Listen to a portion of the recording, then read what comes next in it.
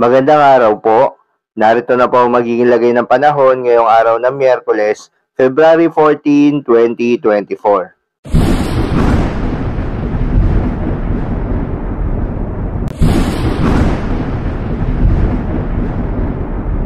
Sa kasalukuyan nga at ayon sa pag-asa, itong northeast monsoon o hanging amihan ay patuloy pa ring nakakaapekto sa malaking bahagi ng Luzon.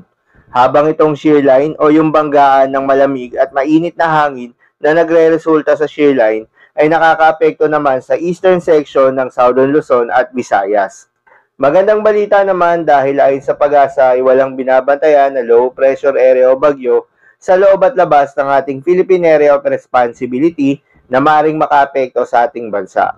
At para naman sa lagay ng panahon ngayong araw ng Miyerkules dito sa Luzon, inaasahan sa may silangang bahagi ng Southern Luzon, lalo na sa may Bicol region, posible pa rin yung mga pag-ulan na may mga pagkidlat at pagkulog dahil pa rin yan sa shear line. Mostly sa may silangang bahagi ng Northern Luzon at Central Luzon, particular na sa may Cagayan Valley pati na rin sa may Aurora, posible pa rin yung maulap na kalangitan na may mga mahihinang pag-ulan.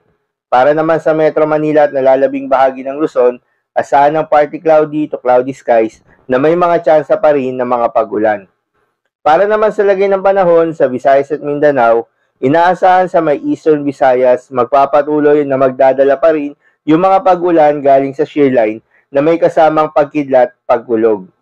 Para naman sa nalalabing bahagi ng Visayas at Mindanao area, asahan ng better weather condition pero may mga tsansa pa rin ng mga localized thunderstorms. Kaya naman pinag-iingat pa rin yung mga kababayan natin sa mga banta ng mga pagbaha o pagguho ng lupa, lalo na yung mga lugar na inuulan na noong mga nakaraang araw pa. Para naman sa lagay ng mga dagat baybayin, ayon sa pag-asa, ay may nakataas pa rin na gale warning sa mga seaboards ng northern and eastern coast of Catanduanes, eastern coast of Albay, eastern coast of Sorsogon, northern Samar at eastern Samar. Payo ng pag-asa ay huwag munang pumalaot ang ating mga kababayang mangingisda at yung may mga maliliit na sasakyang pandagat sa mga nasabing seaboards dahil sa mataas na mga pag-alon.